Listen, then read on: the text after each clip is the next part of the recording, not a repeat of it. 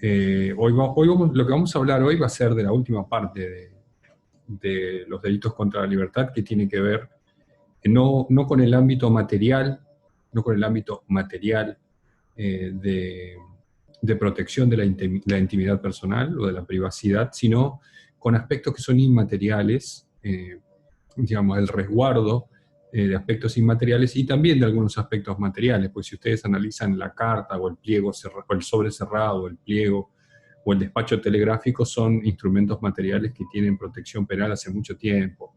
Es decir, la correspondencia, en base a esa garantía constitucional que nosotros vimos de protección del domicilio, la inviolabilidad del domicilio, de la correspondencia y de los papeles privados, tiene una protección penal desde hace muchísimo tiempo. Pero lo que vamos a ver no es el ámbito material, como habíamos visto el domicilio, sino vamos a ver los elementos de carácter materiales e inmateriales que tienden a ser casi siempre soporte de la privacidad o de aspectos íntimos o de aspectos que el sujeto pretende dejar resguardados al conocimiento de un número indeterminado de personas. Pueden ser un número determinado de personas que lo conozcan. Es decir, por ejemplo, cuestiones relativas a mi privacidad, que yo quiero que se mantengan en secreto, la pueden conocer varias personas, pero la idea es que no sean conocidas por el público en general o que no sean conocidas por un número indeterminado de personas. Esa es más o menos la idea. Y la protección de la correspondencia, es decir, de la comunicación epistolar, fue alcanzada por una de las últimas reformas, que es la reforma de la 26388. Y esta reforma, que es la que más o menos tiende a teñir, digamos, toda esta parte de la 26388, es una reforma interesante, tibiamente acerca lo que es el derecho penal actual a las nuevas tecnologías, a la aparición de los aspectos informáticos, a los datos, a la preservación de los datos personales. Y la clase de hoy va a terminar con un breve video, la proyección de un breve video que es ¿cómo se llama? Tráiler, así, ¿no? Como un avance de un documental que yo quisiera que ustedes vean. Está en la plataforma Netflix, pero si ustedes lo quieren bajar de otro lugar, yo no voy a decir nada, así que sería interesante que vean eso, ese documental que yo les voy a mostrar en un pequeño video de unos minutos, a lo último, para que ustedes entiendan la importancia de la preservación de los datos o de la información. El gran, lo dice por ahí alguna de las personas que que aparecen en el documental, el gran, para que ustedes tengan el bien más importante hoy en día de la humanidad es la información, los datos, la información. Porque a través de la información uno puede realizar muchísimas acciones, y las acciones que se están realizando últimamente, que uno puede observar, ustedes estarán o verán por ahí, las tecnologías de la información y el acceso a los datos personales, permiten incidir o influir en las decisiones y en las elecciones de las personas. Si ustedes, no sé si alguna vez les pasó, le voy a citar un ejemplo que parece ridículo o poco importante, pero es un ejemplo que yo creo que a ustedes les va a llamar la atención porque nos pasó.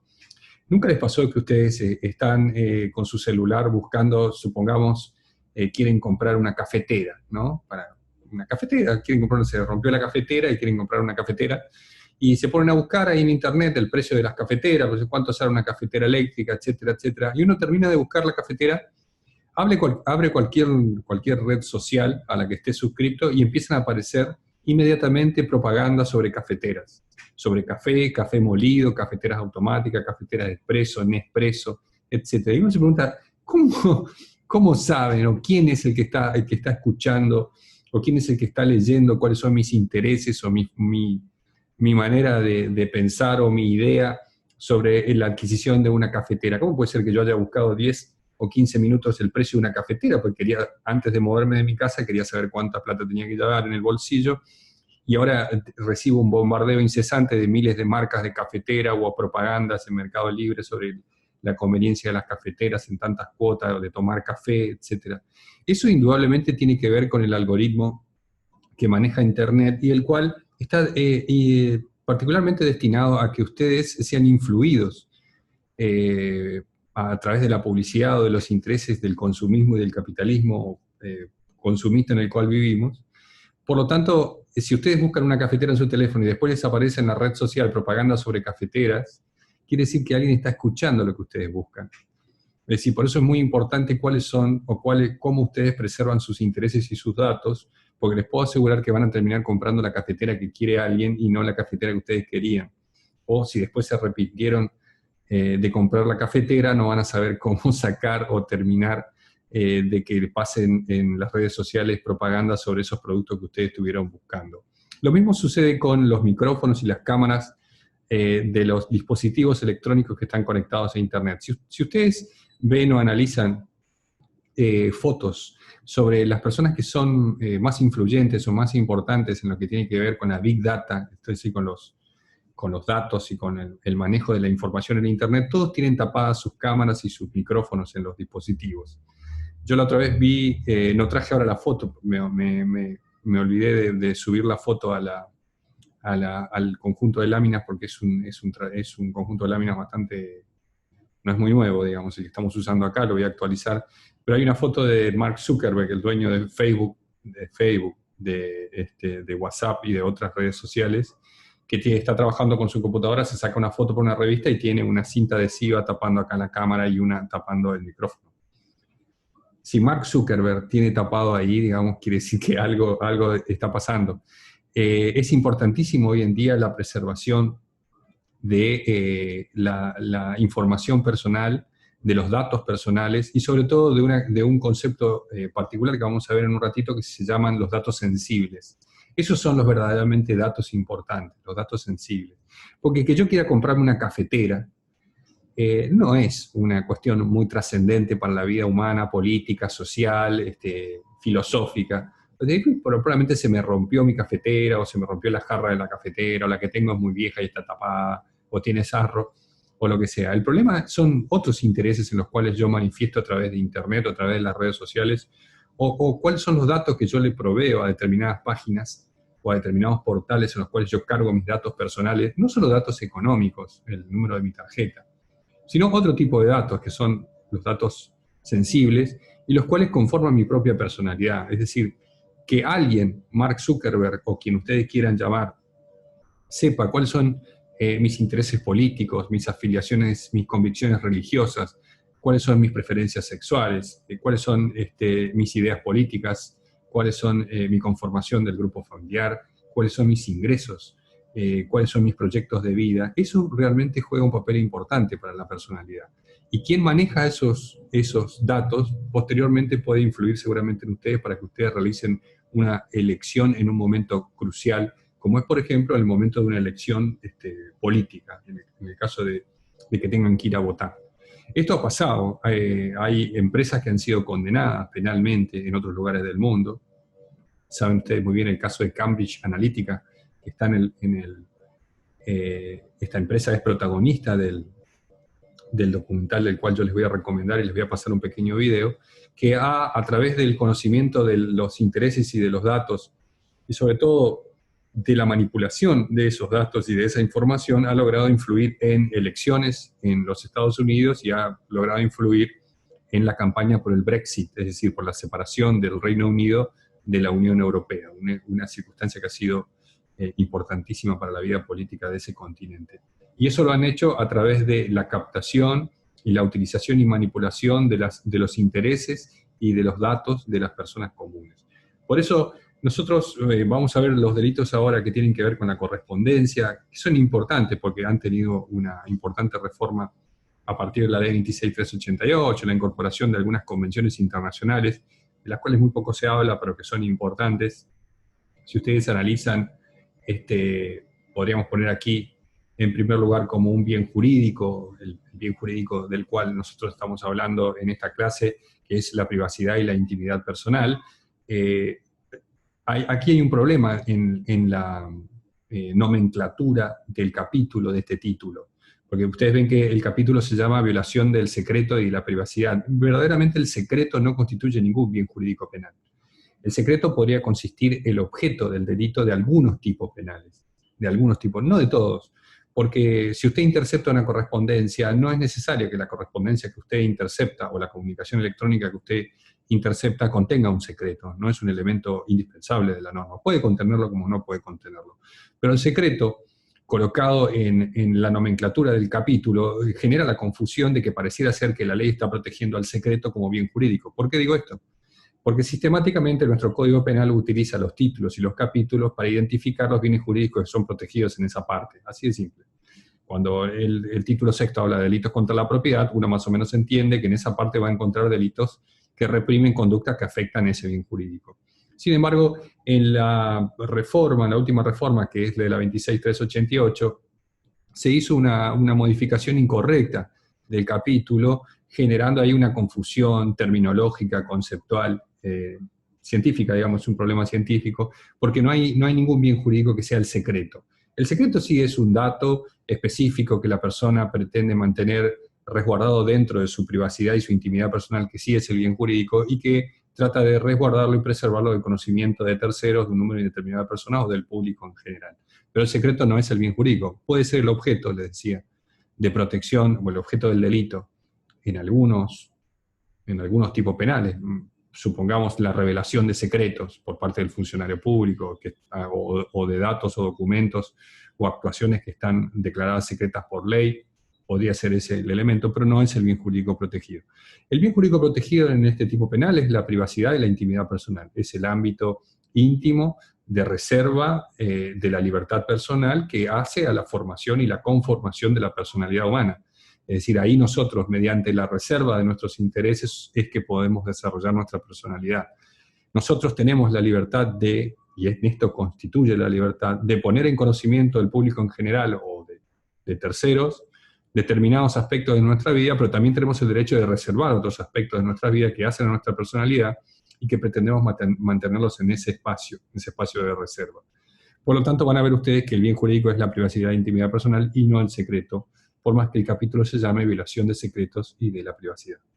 Así que cabe esa aclaración que creo que está en todo manual y toda bibliografía sobre derecho penal que ustedes puedan encontrar en la Argentina, van a ver esa crítica a la reforma. Se perdió la oportunidad con la reforma de la 26.388 de colocar una nomenclatura correcta, pero bueno, no ha sido la primera ni será la última vez que el legislador erra el vizcachazo, como se dice comúnmente, a la hora de realizar una reforma. Y van a ver aquí ustedes, y aquí les pongo en un marco normativo de qué vamos a hablar de la protección de la correspondencia y los papeles privados, que es la garantía del artículo 18 de la Constitución Nacional, que venimos viendo, que lo vimos en la violación del domicilio. Ahora vamos a la otra parte de esa garantía que constituye el artículo 18.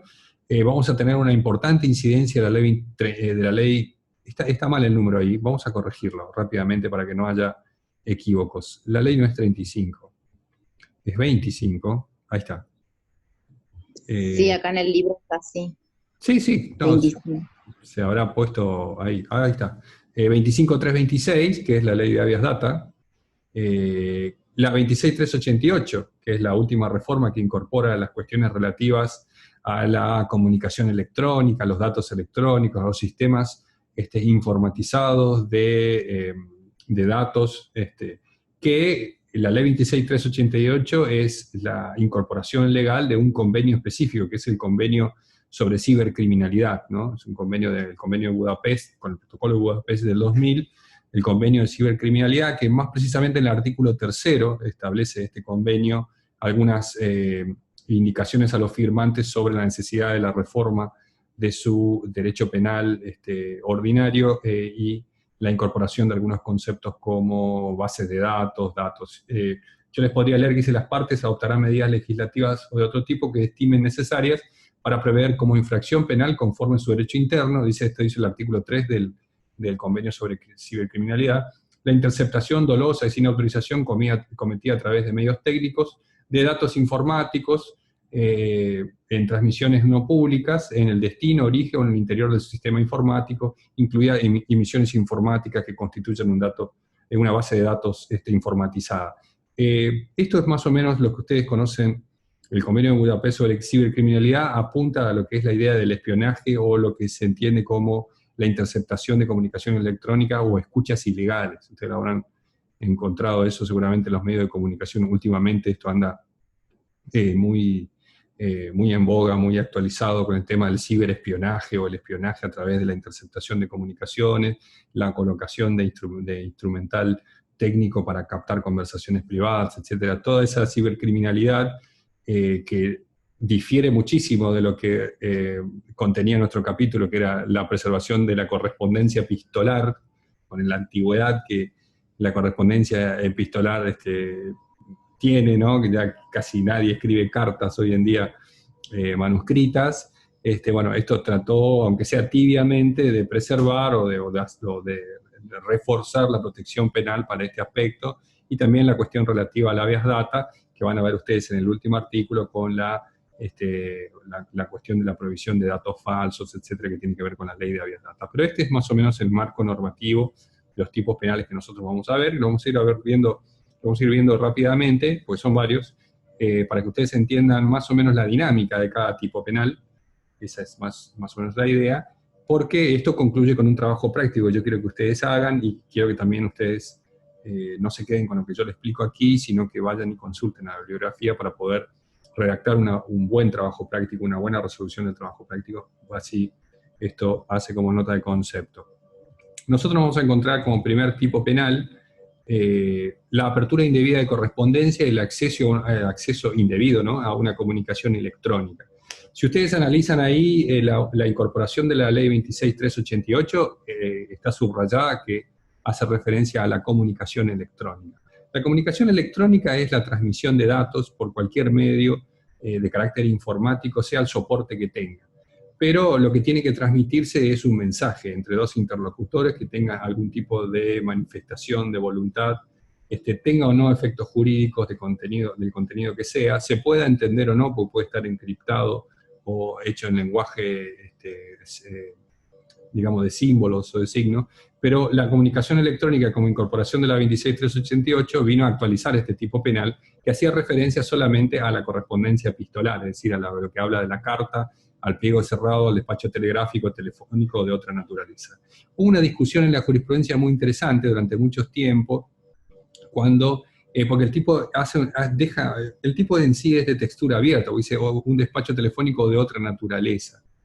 Y ahí ese de otra naturaleza, algunos autores han querido interpretar que la comunicación electrónica ya estaba incluida en esa forma abierta, pero eso tendía a, cuando esta interpretación se hacía amplia, y tendía a afectar el principio de analogía y mal amparo. Piénsense ustedes que ustedes antes de la sanción de la 26.388 interceptaban una comunicación electrónica, pues las comunicaciones electrónicas surgieron mucho tiempo antes de la ley. La ley viene siempre atrás de las reformas técnicas. Alguna jurisprudencia había tratado de entender que quien interceptaba una comunicación electrónica quedaba amparado en esa frase de o de otra naturaleza, lo que constituye indudablemente una violación al principio de legalidad por aplicación de analogía y mal amparo, es decir, la ley tiene que ser taxativa en ese aspecto. Y bueno, y también está aquí no solamente la apertura indebida, sino el apoderamiento indebido de una comunicación electrónica, una carta, pliego, despacho, aunque no esté cerrado, o la supresión o el desvío, ¿no?, del destino de una correspondencia, una comunicación electrónica que no le está dirigida. Ahora van a ver ustedes que la diferencia entre que esté dirigida o que no esté dirigida hace alguna configuración distinta de un tipo penal, pero también hay resguardo, resguardo del remitente en caso de que usted tiene una comunicación o una comunicación electrónica o una correspondencia que le está dirigida a usted, sin la autorización del remitente no la puede hacer pública. Ese es el famoso caso de la Nata, ¿no? Ustedes recuerdan que la Nata tenía un programa llamado Día D. Bueno, había ahí publicado unos mails que estaban dirigidos a él sin la autorización del remitente, y bueno, tuvo una denuncia penal por este tipo penal antes de la reforma 26.388 y la comunicación electrónica, ahí donde yo le digo que la jurisprudencia resolvió, quedó como una circunstancia típica porque no constituía, o sea, la comunicación electrónica es un elemento inmaterial, ¿no? La carta del despacho telefónico es material, así que quedaba por afectación al principio de legalidad, no se podía asimilar por analogía la comunicación electrónica de un correo electrónico a una carta. Eso fue antes de la reforma, por eso surgió la reforma, ¿no? Y van a ver en los otros apartados la interceptación de comunicaciones electrónicas, que tiene que ver con las escuchas ilegales, y bueno, la publicación del contenido de una carta o comunicación electrónica, y la agravante por el funcionario público la vemos más detalladamente en las próximas láminas. Lo interesante de la reforma de la 26388 es que nos trae, sí, una actualización. Si ustedes recuerdan, hay casos importantes en la jurisprudencia que han quedado como conductas atípicas antes de que exista, por ejemplo, el acceso no autorizado o excediendo la autorización a un sistema informatizado de carácter secreto o resguardado.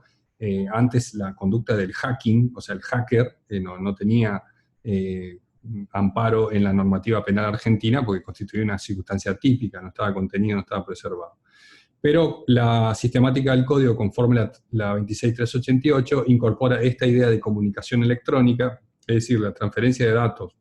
En realidad es la transferencia de una expresión de voluntad a través de un soporte que no es material, sino que es inmaterial, como es el lenguaje binario que utilizan las computadoras. Ustedes saben, las computadoras se manejan a través de un lenguaje binario, que es en unos y ceros, y esa codificación de unos y ceros transforma una manifestación de voluntad que de un interlocutor va al otro a través de una comunicación de un soporte inmaterial, que es la comunicación electrónica.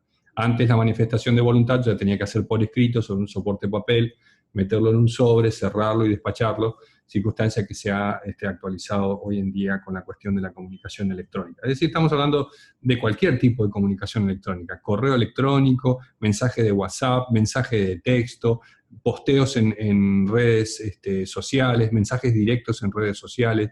El concepto de comunicación electrónica es abarcativo y amplio, de todo tipo de manifestación de voluntad por un medio electrónico o que utilice el lenguaje binario de comunicación de las computadoras. Así que cualquier comunicación que ustedes entiendan está contenida ahí. Y los soportes materiales están explicados en la ley de antigua data, como son el sobre cerrado, la carta, el despacho telegráfico, telefónico, etc. Eso ya está hace mucho. Acá vamos a ver nosotros un cuadro, digamos, un esquema de qué consiste el tipo penal que vimos anteriormente.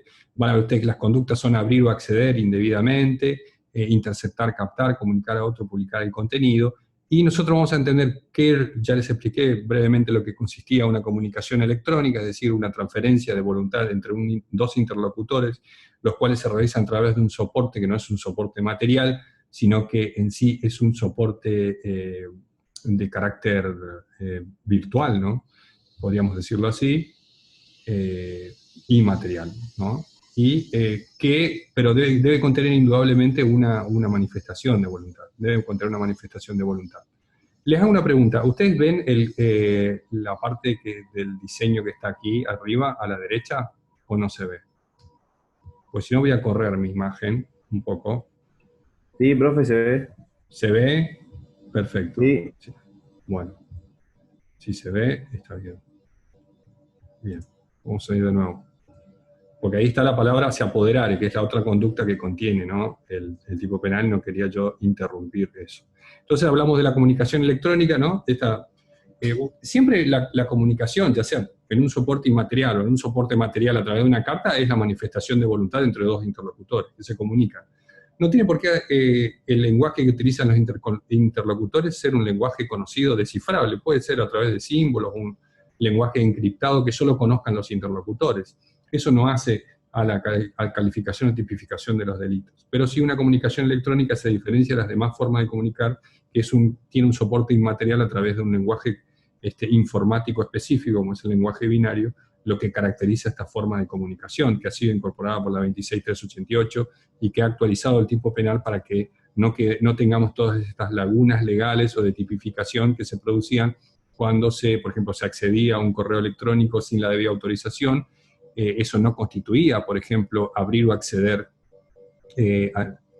Piensen ustedes, la palabra acceder, que está ahí contenida a la izquierda arriba, no estaba antes de la reforma en la 26388, solamente estaba, la conducta consistía en abrir un pliego cerrado de una carta. Cuando usted ingresa a un correo electrónico, y no importa si uno se impone o no del contenido de la comunicación electrónica, no está abriendo nada. Por lo tanto, ahí ya generaba un problema de afectación al principio de legalidad si uno quería equiparar a una carta con un correo electrónico, pues la conducta misma, la conducta típica ya era contraria a lo que podía. Entonces, la incorporación de la ley fue la de acceder indebidamente y la de abrir. Abrir los elementos o soportes de manifestación de voluntad de carácter material, como es un pliego cerrado, y acceder a una comunicación electrónica, un sistema que contiene una comunicación electrónica entre dos interlocutores. ¿Se entiende esto? Una carta es, ustedes entienden más o menos, no voy a hacer una explicación ni una disgregación sobre lo que es una carta, pero la carta tiene que ser una comunicación, siempre es entre dos interlocutores con un soporte material de carácter escrito, se entienda o no se entienda el contenido, pero tiene que tener ese contenido, y eso sí puede abrirse, siempre que esté cerrado, ¿no? Se entiende que la carta, en realidad, perdón, el pliego cerrado es la única exigencia, la carta puede estar abierta, no hay problema, pero en el pliego cerrado nosotros entendemos que abrir, por la conducta, la palabra abrir, entendemos que tiene que estar cerrado. Eso es una carta. Un despacho telegráfico es la transcripción de lo que dice un telegrama. El viejo telegrama, antes se mandaban telegramas, que era una forma reducida de comunicación escrita, que uno concurría al correo y en una cantidad de caracteres que entraban en el telegrama, lo despachaba a través del telégrafo y se recibía una comunicación breve, muy corta. Es para que ustedes entiendan lo que podríamos asimilar hoy a lo que es la plataforma Twitter, que autoriza hasta una determinada cantidad de caracteres para utilizar. Bueno, el telegrama utilizaba también una cantidad de caracteres, uno podía hacer una comunicación de voluntad, una manifestación de voluntad corta, por ejemplo, por favor, bajar a la ciudad de tanto por emergencia, y eso constituía un telegrama y se despachaba telegráficamente. Eso también se puede abrir o acceder, y el despacho telefónico es la transcripción de una escrita de una comunicación electrónica y de otra índole, esta textura abierta que yo les hacía referencia, en la cual podía quedar comprendido el tipo, puede ser, por ejemplo, una grabación fonográfica, ¿no? Una grabación de audio también queda contenido dentro de estos elementos, pero la incorporación de la comunicación electrónica vino a poner, a actualizar, digamos, el tipo penal para que no tengamos todos estos problemas de lagunas y de,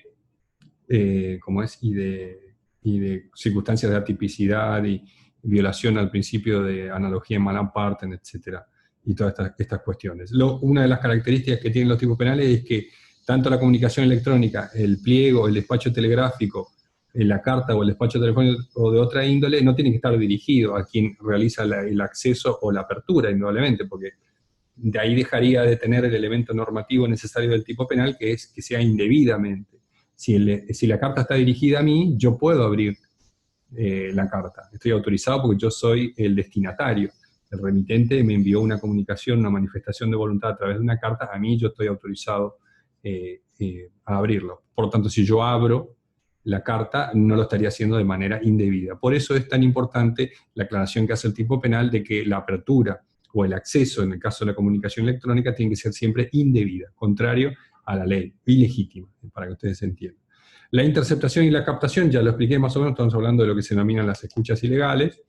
Y después tenemos la conducta de apoderamiento, de que se apoderare de una comunicación electrónica, un pliego cerrado, un despacho telegráfico, que el apoderamiento que hace la ley no es idéntico al apoderamiento que podemos encontrar nosotros en el hurto, pero lo comprende, dice la doctrina nacional. ¿Lo comprende? ¿Qué quiere decir esto? Que puede ser el apoderamiento furtivo del hurto, o puede ser el apoderamiento por medio, por ejemplo, de coacción, por medio, por ejemplo, de fraude, otras formas de apoderarse de la comunicación, de la carta, del pliego o del despacho, que por lo tanto no hay que asimilarlo al apoderamiento furtivo exclusivo que utiliza el hurto, sino a toda forma en la cual el sujeto activo puede obtener inmediatamente la posibilidad de disponibilidad, de disponer de este elemento material, en este caso sería el pliego cerrado, el despacho, la carta, puede ejercer sobre él el poder de disponibilidad a través de cualquier forma. Se puede apoderar furtivamente cuando se apodera y desapodera a su vez al tenedor, o lo puede hacer que el tenedor se lo entregue a través de medios fraudulentos, o puede coaccionarlo para que lo ponga a disposición, como sería en el caso de una extorsión, ¿no? Ahora, cuando nosotros comunicamos a otro o publicamos el contenido, en este caso, hay que tener particular cuidado ahí, porque siendo yo, incluso siendo yo el destinatario de la comunicación o de la carta, no estoy autorizado a publicar el contenido sin que el remitente me haya dado dicha autorización. Es decir, aquí hay un problema importante, y esto fue lo que yo les denominaba en el caso de la nata.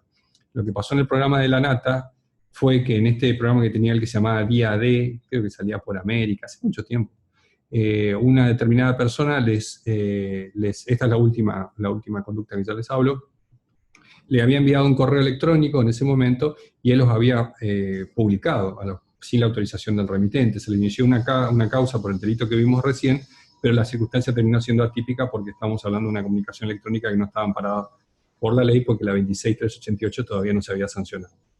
La última forma de conducta típica de agresión o de violación de la correspondencia es la de suprimir, es decir, destruir o inutilizar, en este caso, la comunicación electrónica, el pliego cerrado de la carta. Si son materiales, es fácil entender la supresión, porque yo la carta la destruyo o la desvío, por ejemplo, si tengo la posibilidad de cambiar el remitente o de entregarlo en un lugar distinto o desviarlo de la manera que sea. Ahora, si es una comunicación electrónica, ahí hay que tener particular consideración porque si uno realiza la supresión a través de la introducción en un sistema informático de un virus, ya estaríamos nosotros en una forma distinta que podría dar lugar a un concurso con la forma de daño informático que ya vamos a ver cuando veamos los delitos contra la propiedad, que la 26388 también reformó. Cuando hablamos de daño informático es decir, la destrucción, la supresión o la inutilización de una base de datos, ¿no? También podría concurrir esta figura con la figura de daño informático. ¿Alguna pregunta, alguna consulta? Si no, continuamos con esto. Ahora vamos a ver el acceso no autorizado al sistema de datos informático, que es el artículo 153 bis. Van a ver ustedes el tipo penal. Dice que será reprimido si no resultara un delito más severamente penado. Acá hago un alto para explicar que estamos hablando acá de un delito subsidiario. Un delito subsidiario. ¿Por qué estamos hablando de un delito subsidiario? Porque el acceso no autorizado a un sistema de dato informático puede constituir el comienzo de la actividad criminal que derive en otra forma delictiva de mayor gravedad de pena, por lo tanto quedaría absorbido este tipo penal por eso. Estamos hablando, por ejemplo, en el caso de la estafa informática. Si usted accede a un sistema informático con la idea de defraudar a otro, como estamos hablando de la forma de la defraudación informática, el tipo penal no se aplica porque es de carácter subsidiario. La defraudación informática tiene más pena que este tipo penal. Acá lo que nosotros estamos en presencia es de un delito que reprime el acceso no autorizado. No reprime la imposición del contenido o que usted conozca, llegue a conocer cuál es el dato o el sistema informático. El solo acceso no autorizado o excediendo la autorización que tiene ya constituye delito para esta forma. Para que ustedes van a ver ahí lo que es un sistema o dato informático de acceso restringido, indudablemente un sistema que está, para que ustedes entiendan, restringido al acceso del público en general.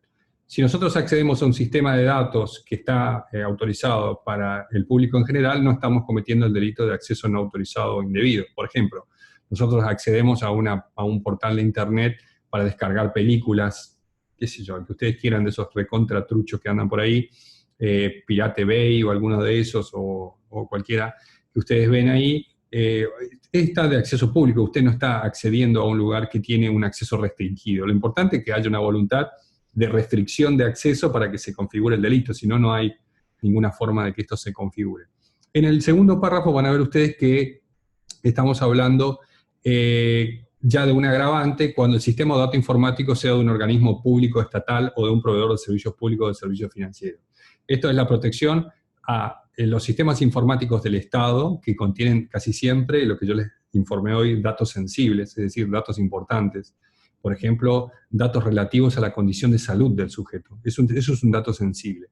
Es un dato que tiene que estar preservado del conocimiento del público. ¿Cuáles son sus afecciones de salud, por ejemplo? Por lo tanto, si usted ingresa a un sistema informático de un proveedor de servicios públicos, por ejemplo, usted ingresa a un sistema informático de un hospital público para obtener conocimiento o acceder a la información que contiene una determinada historia clínica, está cometiendo un delito agravado en esta forma de acceso no autorizado o excediendo la autorización que posea un dato informático. Es una conducta alternativa, porque reprime tanto al que accede no teniendo la debida autorización, en este caso, o el que teniendo una autorización accede al sistema informático excediendo la autorización debida, ¿no? En eso estamos claros. Pero lo importante del agravante son los datos, mejor dicho, los sistemas informatizados que son de prestación de servicios públicos. Imagínense el daño que puede generar si alguien ingresa a un sistema informatizado de la prestación de servicio público de energía eléctrica. ¿Se acuerdan ustedes el Día del Padre del año pasado, que nosotros tuvimos un apagón en la Argentina que dejó sin luz, no solo Argentina, sino gran parte de Bolivia, todo Paraguay, una parte de Uruguay, una parte de Brasil y Chile? Fue una agresión eso al sistema informático de las empresas eléctricas, proveedores de transmisión eléctrica. Fíjese el daño que puede producir una circunstancia de este aspecto, ¿no? La conducta es acceder sin la debida autorización, en primer lugar, o excediendo la autorización que se le ha dado al sujeto. Esperen un poco porque vamos a... Bien, pasa esto siempre. Bueno, continúo acá. Ustedes ya no me ven a mí la imagen, ¿no? ¿Mi imagen se ve? Me pueden contestar, ¿eh? ¿No? No, doctor, no se ve. No, Bueno, doctor. vamos a volver a poner. Eso es un problema ¿cómo es? Es un problema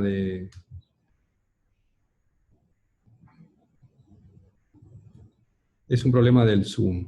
Esperen un poco. Ya no. A ver si estamos ahí. Ahí, sí. ¿Ahí me ven? Sí, ¿Sí? Bueno. sí. ¿Se me ve ahí? Y ahí se le ve. Bien. Sí, bueno, eso es un problema del Zoom. En realidad tendría que hablar con los dueños de las megas corporaciones que manejan estos temas para saber por qué sucede esto, ¿no? Vamos a ver esto un poco. A ver si podemos hacer esto. No se preocupen, que ya reanudamos. Vamos a volver a compartir pantalla. ¿Entendieron lo que les dije hasta ahora, no? ¿Más o menos? Sí, profe. Bueno, bien, eso Sí, está bueno. Seguimos entonces. Sí, salta como una especie de actualización que no sé qué es y se corta todo.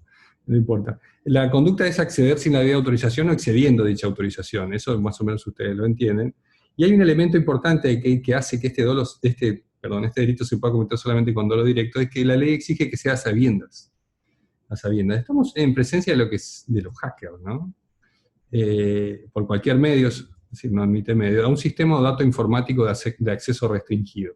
Y esto era lo importante que yo les quería destacar. El acceso de los datos informáticos tiene que ser de acceso restringido, si no, no se configura el delito. No hay una forma de una forma de acceso a digamos, a un sistema de datos informáticos de acceso público o irrestricto, como podría ser. ¿Ustedes se acuerdan de la vieja página, o por ejemplo Wikipedia? Es un portal de acceso irrestricto, que no tiene ninguna restricción. Usted puede modificar el contenido de Wikipedia a su gusto. Esa es la característica wiki, ¿no? Esta terminología informática moderna. Wiki quiere decir que cualquier usuario puede no solo modificar el contenido del portal, sino corregir el contenido que ha modificado otro usuario. Pero, por ejemplo, si ustedes ingresan y quieren modificar datos en la página de la Corte Suprema, como fue el leading case de este tipo de acción, ahí van a tener un problema porque la página del CIJ o de la Corte Suprema es una página que contiene un sistema de datos informáticos de un acceso restringido, por eso son muy importantes los datos que se contienen ahí. Estamos en presencia nosotros de lo que se conoce como hacker, ¿no? Contrariamente a lo que se denomina cracker. El hacker es aquel que se encarga de acceder a los sistemas de datos o informáticos de acceso restringido, violando las condiciones o los mecanismos de seguridad que se le imponen para constituir ese sistema informático justamente en un sistema informático de acceso restringido. Esto puede pasar incluso con un perfil de red social. El acceso a un perfil de red social es un sistema de datos informáticos de acceso restringido. Usted solo puede acceder a su perfil de Facebook porque conoce la clave y el nombre de usuario. Le puedo asegurar que no solo Facebook sabe sus datos contenidos en Facebook, sino digamos, un montón de empresas que compran, y eso fue acusado el dueño de Facebook. ¿Recuerdan ustedes que el dueño de Facebook, Mark Zuckerberg, tuvo que ir al Senado de Estados Unidos a dar explicaciones por qué otra empresa estaba en poder de todos los datos sensibles de las personas que están contenidos en esa red social? Yo creo que esto es un problema filosófico muy profundo. Parece una pavada lo que digo, pero es un problema filosófico muy profundo, porque nosotros terminamos siendo, para que ustedes entiendan, terminamos siendo esclavos de nuestras propias preferencias. Cada vez que yo le doy un clic a un me gusta en alguna red social, yo estoy creando un perfil de sujeto que alguien conoce. Y el portal, el algoritmo del portal, me empieza a enviar información que se relaciona o tiene que ver con las cosas a las cuales yo les puse me gusta. Es decir, que termino en una burbuja de información de cosas que solamente me gustan y no conozco o no me enfrento, filosóficamente hablando, no me pongo enfrente de las cosas que me disgustan. Termino viviendo en una especie de nube del material que ustedes le quieran poner, pero termino viviendo en una especie de nube de cosas que me gustan y me agradan al ponerle yo me gusta, me gusta, me gusta, y el algoritmo, cada vez que yo pongo la opción me disgusta, rechazo o separa de mi base de datos esos elementos, así que ya no los veo más. Esto quiere decir, es una especie de esclavitud cibernética a la cual nosotros estamos sometidos por entregar nuestros datos a las redes sociales. Es decir, estamos prácticamente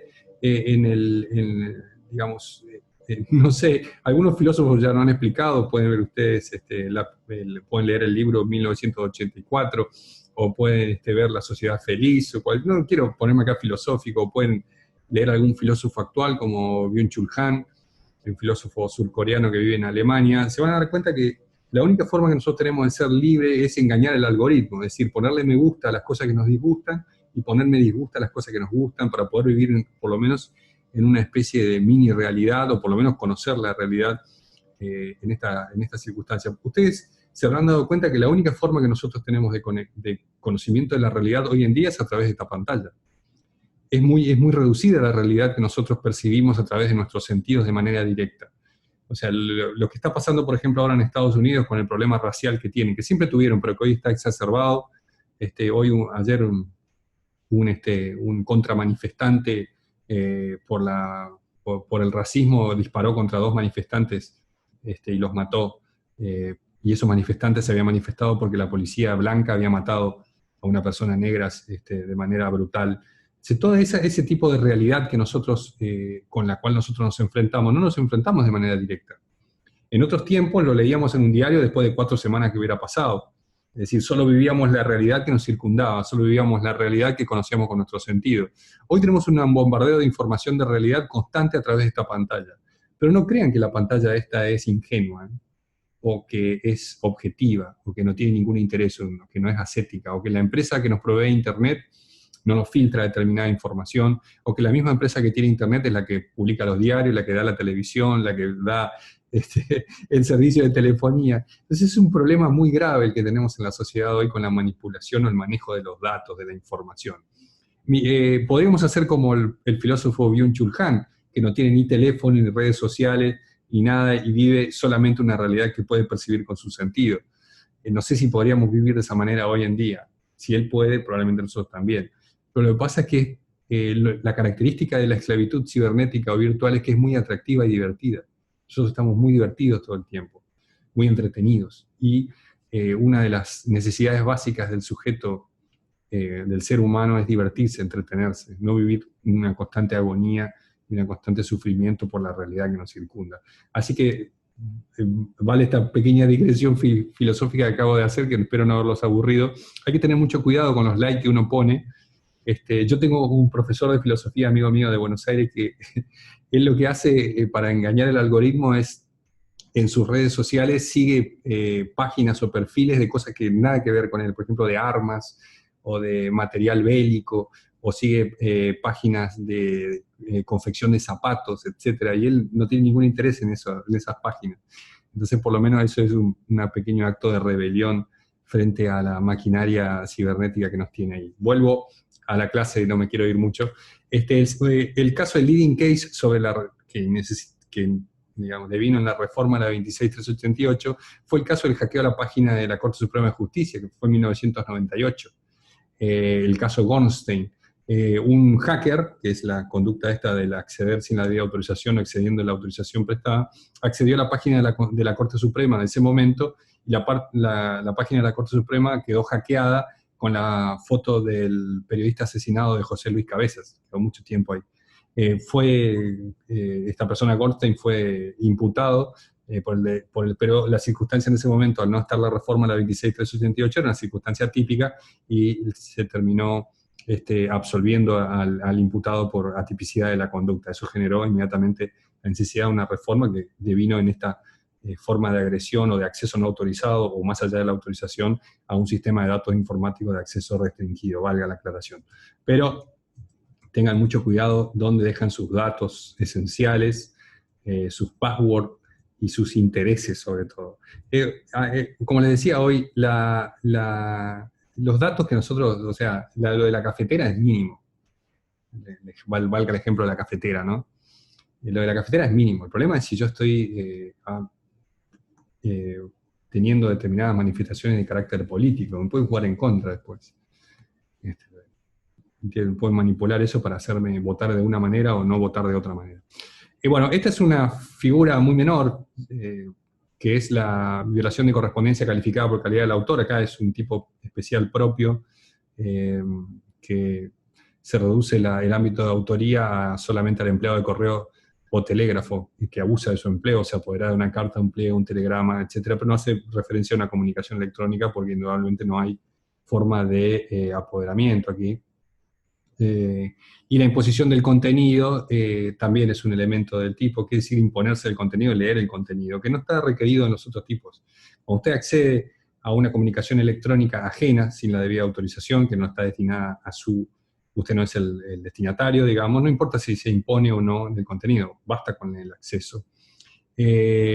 Acá hace referencia a la comunicación a otro que no sea el destinatario, y también la supresión o ocultación o alteración de subtexto. Es como si nosotros resumiéramos todas las conductas que vimos hasta ahora en la figura calificada del empleado de correos o de telégrafo, que abusa de su empleo. Bueno, vamos avanzando. No sé ni qué hora es. Ya está, estamos bien. Vamos a seguir avanzando. Ahora vamos a ver la publicación indebida de la correspondencia. Este es un tipo penal interesante. Bueno, este es el caso Lanata, ¿no?, de esta cuestión. El que hallándose en posesión de una correspondencia, antes en las antiguas reformas, digamos, en el antecedente del código, hacía referencia aunque estuviera destinado a él, o sea, aunque la persona fuera el destinatario. Esto después se modificó. También esto incidía con la imputación que pretendían hacerle a Lanata, que terminó como una circunstancia típica. Hacía referencia a que uno se halla en posesión de una correspondencia que le está dirigida a uno, pues si está en posesión de una correspondencia que no le está dirigida a uno, bueno, ya comete otra figura, ¿no? Pero una comunicación electrónica, un pliego cerrado, un despacho telegráfico, telefónico de naturaleza, no destinados a la publicidad, los hiciere publicar indebidamente si el hecho causado pudiera causar perjuicio a terceros. Lo que exige acá la ley es un perjuicio de carácter potencial, no efectivo, de cualquier índole, económico, moral, afectivo, emocional, el que sea. Pero la circunstancia acá, en la dinámica del tipo, quiere decir que usted está en posesión de una correspondencia, aunque no esté dirigida a uno, eso ya fue modificado, y lo que hace usted, que en primer lugar el elemento característico de la correspondencia no está destinado a la publicidad, indudablemente, pues si es una correspondencia destinada a la publicidad, como podría ser una gacetilla de prensa. La gacetilla de prensa es una comunicación, una carta, puede ser a través de un correo electrónico, de una carta, de un pliego cerrado, o lo que sea, que está destinada a ser publicitada. Por eso es una gacetilla de prensa, la comunicación de un público de manera indeterminada, lo hace publicar indebidamente, es decir, cuando no tiene autorización o lo hace de manera ilegal, contrario al ordenamiento, por eso es indebidamente, y eso pudiera causar un perjuicio. Pero hay una excepción, que está acá, que se exime de responsabilidad penal, es una especie de excusa absolutoria cuando hubiera obrado con el propósito inequívoco de proteger el interés público, que era lo que había invocado el abogado defensor de Lanata en su momento, y después terminó eso en atipicidad, no tuvo mucho más alargamiento la causa porque quedó ahí, pero había invocado eso, la idea de la protección del interés público. Ahora vemos el esquema, que corresponde a hacer pública una correspondencia dirigida o no. Puede ser dirigida a uno también, pero o no, ya no hace más referencia a la ley, por eso ahí queda la doctrina de jurisprudencia en base a la interpretación libre que quiera hacer, o no a quien la posee de manera indebida y que pueda causar perjuicio. Hacer pública, es eso que eso constituye, publicar algo que no estaba destinado al público, ¿no? Y volvemos a hablar de los mismos elementos, el elemento inmaterial, que es la comunicación electrónica, el pliego cerrado, que indudablemente tiene que estar cerrado, la carta, que puede estar cerrado o no, que es la manifestación de voluntad entre los interlocutores, el despacho telegráfico o el despacho telefónico de otra índole. Y aquí nosotros, el consentimiento del remitente, que es muy importante y funciona de manera muy trascendente en este tipo penal, excluye la tipicidad. Pues si yo como remitente le autorizo, por ejemplo, le mando a cualquiera de ustedes una carta, o un correo electrónico, le mando un correo electrónico diciéndole, haciéndole algún tipo de manifestación de voluntad, y en ese correo electrónico yo les aclaro que lo pueden divulgar, o lo puede conocer cualquiera, ese consentimiento que yo expresé ahí elimina totalmente la tipicidad. Ahora, si yo les envío un correo electrónico, como nos solemos comunicar nosotros, ustedes no están autorizados a hacer público lo que yo les envío. O por más que ustedes sean los destinatarios, porque la ley ya no lo aclara. No pueden divulgar, no pueden publicar o compartir o hacer circular el contenido de un correo electrónico, de una comunicación electrónica, un pliego cerrado, una carta, un despacho telegráfico, telefónico de otra índole. No están autorizados. Y la protección del interés público funciona como una excepción o excusa absolutoria para la persona. Es decir, si yo recibo, supongamos, un correo que me está avisando la inminencia de un ataque terrorista, estoy dando un ejemplo muy burdo, ¿no? Muy poco, digamos, muy poco refinado mi ejemplo, pero para que se entienda, si yo recibo de otra persona una comunicación, dice, mira, sabía que me enteré que va a haber un ataque terrorista, y yo lo hago público, bueno, ahí estoy tratando de preservar o de proteger el interés público, y eso funciona como una excusa absolutoria porque se quedará exento de pena. De pena, no de otras circunstancias o consecuencias de carácter civil o administrativo, el que sea, solamente quedará exento de pena. Por eso a mí me parece que funciona eso como una excusa absolutoria, ¿no? Como una forma de excusa absolutoria. Bueno, y vemos, a ver, me parece que me queda la última parte, antes del video. Todos quieren el video, ¿no? Cuando yo era alumno y el profesor nos decía al final de la clase vamos a ver una película, todos estábamos esperando ver la película. La violación del secreto profesional, eso les interesa a ustedes también porque ustedes cuando sean abogados van a quedar amparados por la figura de la violación del secreto profesional, ¿no? Aquí sí el secreto forma parte del tipo penal como elemento, como objeto, ¿no? Del delito, que es una información que el poseedor o el titular de ese dato o de ese hecho, de esa circunstancia, pretende indudablemente mantener alejado del conocimiento de un número determinado de personas o del público.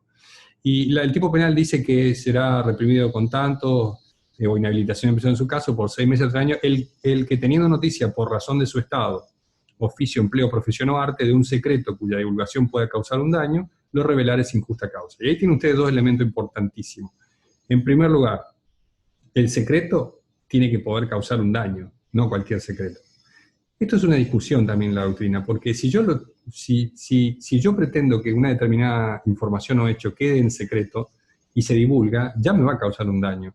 Y como el daño exigido por la doctrina de jurisprudencia es de cualquier índole, económico, emocional, moral, afectivo, de cualquier índole, es una explicación un poco innecesaria, digamos, a mi manera de ver. Si yo mantuve en secreto algo y alguien lo divulga y obtuvo esa información en razón de su estado, oficio, empleo, profesión o arte, indudablemente me va a causar algún daño. Si no, yo no lo hubiera dejado en el ámbito del secreto. Pero es una explicación mía, además, ¿no? Y lo revelar es sin justa causa, es decir, no tienen una justa causa para revelarlo. La justa causa sería para preservar un interés superior, o la preservación de intereses de terceros, o la preservación del interés público, como sería el caso de que yo, en razón de mi estado, por ejemplo, yo soy cerrajero, que sería en ese caso de mi oficio, yo estoy arreglando una cerradura, ingreso vengo a abrir una puerta porque me llamaron porque se trabó, abro la puerta y veo adentro que están armando una bomba. ¿Entienden? Yo me voy a la policía y le digo, mire, yo soy cerrajero, abrí una determinada puerta y encontré una bomba dentro, estaban armando. Ahí hay una justa causa de revelación del secreto, ¿entienden? Ya estaría yo exento de la pena. Ese sería un ejemplo, les digo, muy burdo para que se entienda de este tipo penal. Pero revelar un secreto cuya divulgación pueda causar un daño es el primer elemento que ustedes tienen que entender, tiene que causar un daño. Para mí siempre un secreto revelado causa daño, si no, no estaría en el secreto. Si yo tengo una información o un dato, un hecho que no me va a causar daño, ¿para qué lo tengo en secreto? Pero bueno, puede darse el caso. Y que haya llegado a conocimiento del sujeto en razón de, y ahí tenemos que ver nosotros, en primer lugar del empleo, que puede ser cualquier tipo de empleo. Piensen ustedes en el empleo doméstico, ¿no? El empleo doméstico es una de las características que se utilizan más comúnmente como ejemplo en la doctrina. O sea, la persona que trabaja en el servicio doméstico de una casa tiene la obligación de preservar secreto de todo lo que sucede dentro de la casa.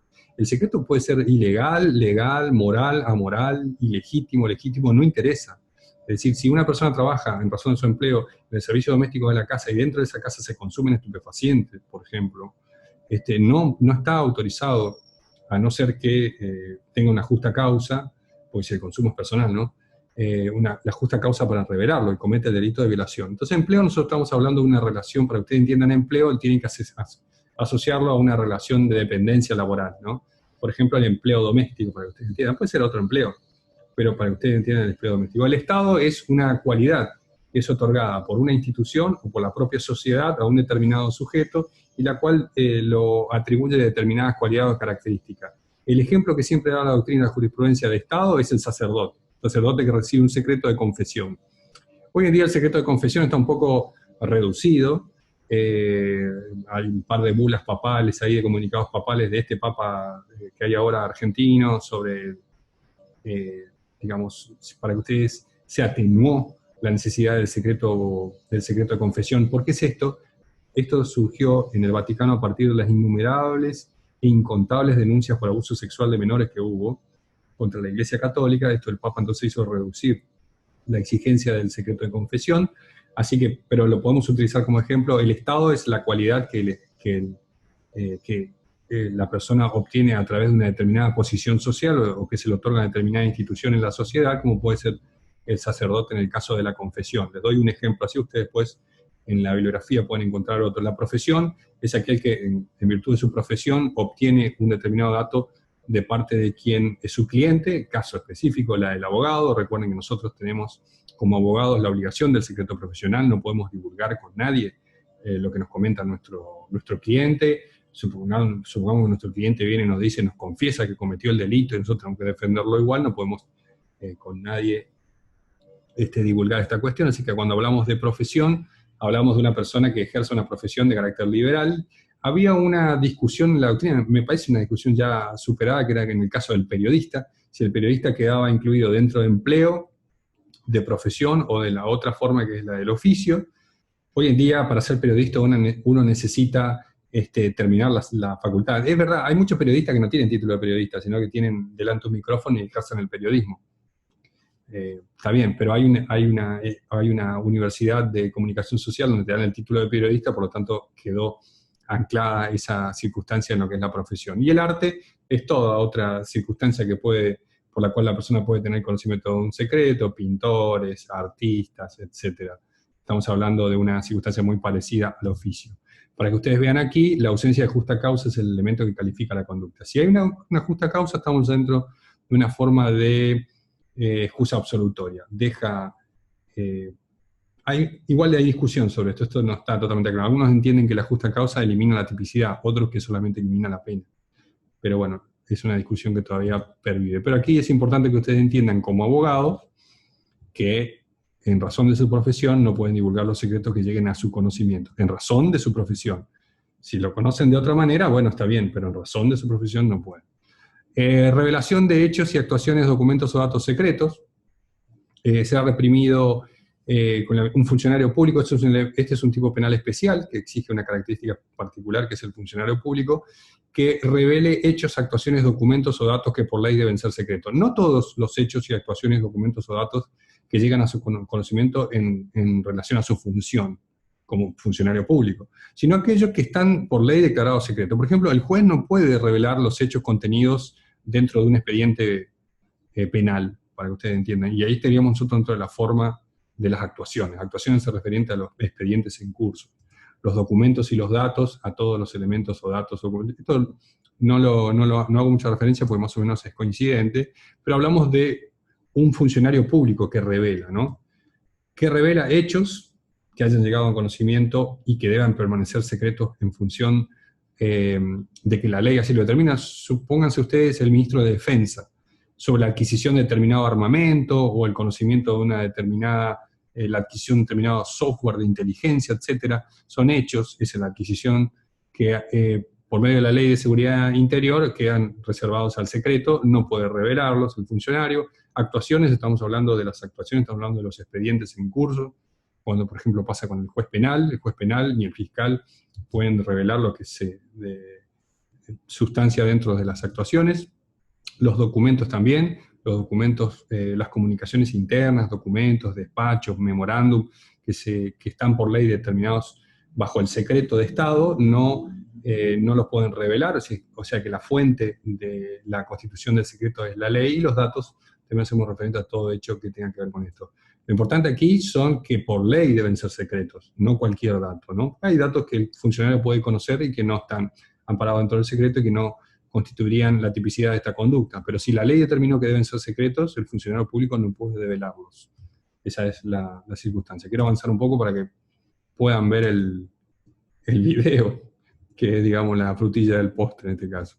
Vemos ahora el último tipo penal, que es el tipo penal de acceder a un banco de datos personales, ¿no? Este es importante porque esta es, para que ustedes entiendan, la tipificación penal de lo que establece la ley de habeas data, ¿no? Aquí es donde nosotros hablamos de los bancos de datos personales. O sea, hay que distinguir claramente cuáles son los datos personales, ¿no? No es lo mismo un dato en referencia a cuál es su interés sobre la compra de una cafetera, les decía hoy, se llama, puede ser un dato, el dato es que la persona tiene un interés sobre comprar una cafetera, y otra cuestión tiene que ver con el dato personal que hace referencia a los datos denominados sensibles, que ahora vamos a ver. Y el delito consiste en que, primero en primer lugar, a sabiendas, esto más o menos lo expliqué, e ilegítimamente violando el sistema de confidencialidad y seguridad, acceder de cualquier forma a un banco de datos personales. Ya no estamos hablando nosotros de una comunicación electrónica, una carta, no hay acá la protección de la correspondencia o de la comunicación epistolar o de la comunicación electrónica. Estamos la preservación de datos, de bases de datos personales. Por eso es aquí donde opera perfectamente la ley 25326, que es la que define los datos personales, los archivos y los registros y los bancos de datos, que es la ley de habeas data. Yo tengo derecho, como la garantía constitucional lo establece, de habeas data, a conocer cuáles son los datos que están registrados en las bases de datos estatales o privadas, en referencia a mí, ¿no? Pues estamos hablando de un derecho personalísimo. Y también tengo derecho, mediante la acción expedita de habeas data, de modificarlos, alterarlos, suprimirlos, cuando esto no correspondiera con la realidad que tiene que ver con mi persona, con mi personalidad. Yo, por ejemplo, puedo acceder a una base de datos, si yo no, donde surja que tengo antecedentes penales y yo fui absuelto en esa causa, puedo presentar una acción de habeas data y pedir al Estado que modifique ese dato. Ustedes habrán estudiado la acción de habeas data cuando estudiaron Derecho Constitucional, no vale más explicación que esta. Aquí estamos hablando de tipos penales que preservan a quien a sabiendas legítimamente accede a esas bases de datos. Con el solo acceso, dice el primer inciso, ¿no? Aquí no importa si se impone del contenido, si suprima y se altera, si destruye, si desvía, solamente el acceso de cualquier forma a un banco de datos personal. O sea, para que ustedes entiendan, el primer inciso habla de quien de afuera hacia adentro ingresa al banco de datos personales, y el segundo inciso es de adentro hacia afuera, aquel que la persona que está a cargo del manejo, el control de un archivo, de un banco de datos personales, y que está obligado a preservar ese secreto por una disposición legal, revela o proporciona esos datos. El inciso 1 sería de afuera hacia adentro, el que ingresa o accede ilegítimamente, y el inciso 2 sería de adentro hacia afuera, aquel que proporciona o revela esos mismos datos que están contenidos en un banco de datos personales cuya preservación está dispuesta por la ley. Después está la conducta del inciso 3, que es la de insertar o hacer insertar datos en un archivo de datos personales. Es una conducta muy parecida a lo que es los delitos contra la fe pública, ¿no? Estamos hablando de las falsedades documentales, digamos, la falsedad material, la falsedad ideológica, sería más una forma de falsedad ideológica, pero referido a un archivo de datos personales. Y el autor sí es funcionario público, porque pueden ser un archivo de datos personales de una entidad privada, por ejemplo, una compañía de telefonía, que la persona que está encargada de preservar ese banco de datos de la compañía telefónica proporciona, revela mi número telefónico sin mi autorización. Eso constituye un delito, en este caso, que altera mis datos personales. Y si es un funcionario público, la pena además es de inhabilitación. Les traigo acá algunas conceptualizaciones para que ustedes vean. Ahora en la próxima lámina, brevemente esta conceptualización. ¿De qué consiste? En el acceso ilegítimo a un banco de datos personales, para que ustedes vean un diagrama. La revelación de información registrada en un banco de archivos de datos personales, que sería la primera conducta sería de afuera hacia adentro, el que accede ilegítimamente, y la segunda sería de adentro hacia afuera. Y esto se relaciona con ¿qué? Con la introducción ilegítima de datos en un archivo de datos personales. Los datos personales, la introducción de datos en los archivos de datos personales solo está autorizada a las personas que tienen la facultad de hacerlo, y esa introducción tiene que estar amparada por la ley. Yo puedo introducir y alterar datos en un banco de datos si estoy autorizado por la ley, si no, no. O si no, estamos alterando que lo fidedigno de ese dato, de ese contenido, de esa información. Terminan los datos alterándose. Y está la agravante por la condición de autor. Acá les traigo unos conceptos en la próxima lámina, para que ustedes, este es un diagrama de la dinámica de los tipos penales contenidos en el 157 bis. Les traigo acá algunos conceptos que están contenidos en la ley, que me parece que es importante destacarlos, que son los elementos introducidos por la 25.326, los vamos a poner acá. Un archivo, registro o base de datos o banco de datos personales es un conjunto organizado de datos que sean objeto de tratamiento o procesamiento electrónico o no.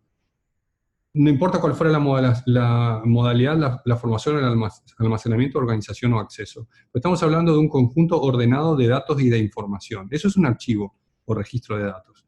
Hay una compilación de información ordenada, por la forma que sea, de carácter electrónica, de almacenada de cualquier forma, y cuyo su acceso solo está autorizado por ley a la persona que tiene esa autorización, no puede acceder. Sino, si el banco de datos es público, como podría ser Wikipedia, no hay ninguna forma de que se cometa ahí una conducta típica. Ahora, ¿qué es un dato personal? ¿Qué es lo que compone el archivo o la base de datos que vimos recién como concepto? Es toda información de cualquier tipo referida a personas físicas o jurídicas determinadas o determinables. Esto trae la ley. Esto es importante para que ustedes entiendan, porque los datos, el dato personal, a pesar de que ese es el concepto de la ley, hace más referencia a lo que se entiende por persona física, ¿no? La persona jurídica, a mí me parece una conceptualización que algunos textos deberían revisar. Para mí hace referencia más a la persona física, pero lo más importante de esto son los datos sensibles, que es lo que a mí me interesa, que son los que uno pretende que el Estado preserve, que los organismos privados que tienen bases de datos, los organismos privados tienen bases de datos, como por ejemplo, para que ustedes entiendan, una base de datos, de datos sensibles, que son datos personales, que contiene un archivo informatizado de datos cuya preservación es importantísima, es la que contienen las empresas de prestación de salud privadas, las prepagas, que se conocen así. Las empresas de prestación de salud privada, de Medife, Swiss Medical, OSDE, etcétera, todo ese tipo de empresas tienen bases de datos sobre información de datos personales de personas físicas que a la vez son datos sensibles, que tienen que ver con ¿qué? Con la condición de salud de las personas. Fundamental, porque eso es un dato que la mayoría de las personas guardan en secreto y no puede ser condicionado o no puede ser expuesto al público para que después de esta manera se pueda condicionar a una persona. Imagínense que alguien pueda acceder a una base de datos de una empresa de prestación de salud privada y conozca que la persona que está buscando el dato tiene alguna enfermedad grave. Eso lo puede condicionar, por ejemplo, para obtener un trabajo, para obtener un cargo público. Entonces, ese tipo de datos personales que hacen referencia a personas físicas, dice ahí jurídica el concepto, me parece que es un concepto que hay que revisar, que corresponde a personas físicas y que tienen estas características que vemos aquí de datos sensibles, son importantísimos su preservación. Pueden ser en archivos de datos organizados de carácter público o privado, como les expliqué con las prepagas. ¿Cuál es un dato sensible? Datos personales, referentes a las personas físicas, que revelan el origen racial, étnico, las opiniones políticas, las convicciones religiosas, afiliación sindical, preferencia sexual o condición de salud.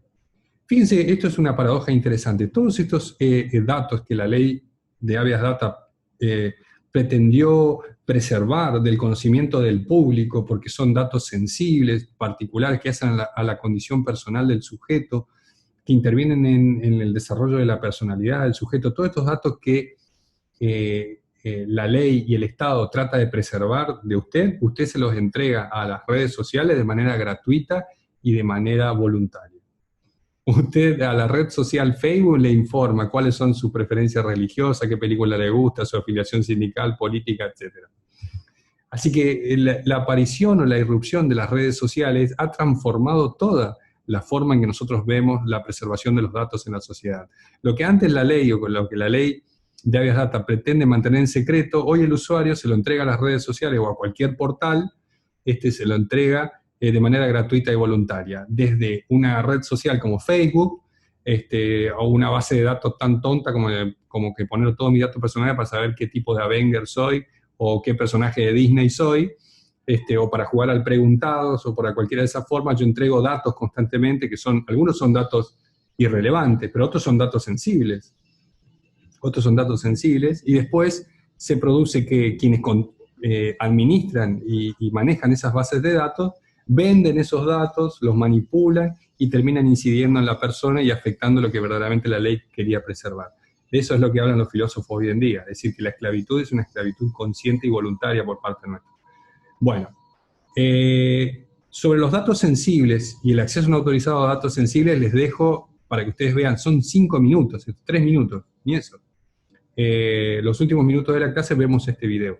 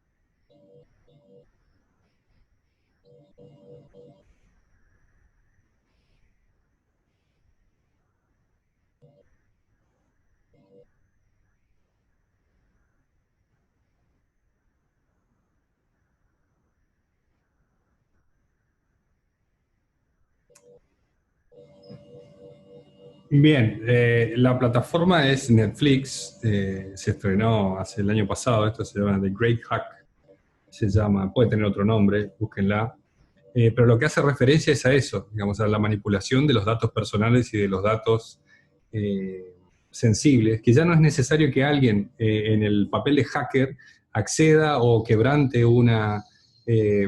digamos, un acceso restringido a una base de datos, sino que el usuario se lo entrega de manera voluntaria, al poner me gusta, al poner cuál es mi ubicación, mi localización, mis intereses políticos, o determinada noticia. Y esto ha generado empresas que se dedican a esto. Pueden buscar una película que se llama Hater, una película polaca nueva, donde van a ver ustedes que hay empresas que se encargan de atacar determinadas campañas publicitarias de empresas a través de comprar cuentas que se dedican solamente a lo que se denomina odiar o tirar odio, o palabras de odio, pues se denominan haters. Así que esta cuestión de los datos y de la manipulación de la información ha cambiado, dado un vuelco copernicano de 180 grados, y ya no, la ley lo que pretendía es preservar dentro de un sistema de datos restringido, protegido, que todavía existen, ¿no? Hoy el usuario se lo está entregando de manera voluntaria a enormes bases de datos que son compradas o cooptadas por empresas que después manipulan o utilizan esos datos para influir en elecciones, en la personalidad o la posibilidad de una persona sea electa políticamente, en la popularidad de determinados artistas, en la posibilidad de venta o no de determinado producto. Así que eso hay que tener muchísimo cuidado con lo que uno comparte en Internet. Hoy creo que ya estamos particularmente perdidos. Hay un montón de experimentos que uno puede buscar en Internet con la cantidad de información que las personas dejan en los portales públicos y que verdaderamente son, digamos, terminan siendo, bueno, terribles, porque después esos datos son los que se utilizan para para cualquier cosa, para venderte un producto, una cafetera, como dije yo, como para hacerte votar en contra de tal o cual determinado autor, político o candidato. Bueno, gente, ¿alguna pregunta? Y ya estamos sobre el término de la clase. Espero que les haya gustado. Es una explicación en la cual yo pretendo dinamizar, o sea, conocer cuáles son las dinámicas de los tipos penales y hacer una explicación sobre estos. Pero a mí me interesaría que ustedes hagan una lectura profunda de estos temas con la bibliografía que ustedes quieran, puede ser la bibliografía de la cátedra u otra, y resuelvan el trabajo práctico que les dejé en el canal de Telegram. ¿Entienden? Así que el 3 de septiembre es la fecha límite a las 17 horas para la presentación de ese trabajo práctico. ¿Alguna pregunta? Abro el chat a ver qué dicen por acá. ¿Qué están? Grey no, sería Great, como gran. Así, lo escribo acá.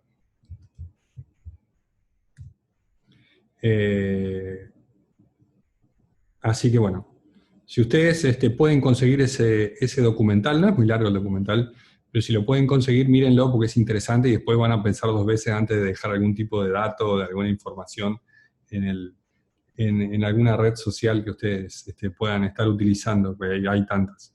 Bueno, si no hay preguntas, yo me despido hasta la próxima clase que va a ser el martes. El martes que viene ya empezamos con los delitos contra la propiedad, y eso es largo, larguísimo, y de muy variopintos. Así que vamos a empezar de a poco trabajando sobre los delitos contra la propiedad. Bueno, gente, les dejo un saludo, que pasen buen finde, como puedan, cuídense, todavía anda el virus dando vuelta, así que tenemos que todavía cuidarnos. Y nos vemos el martes para la próxima clase, ya empezamos propiedad. Nos vemos, Chao. Hasta luego, profe.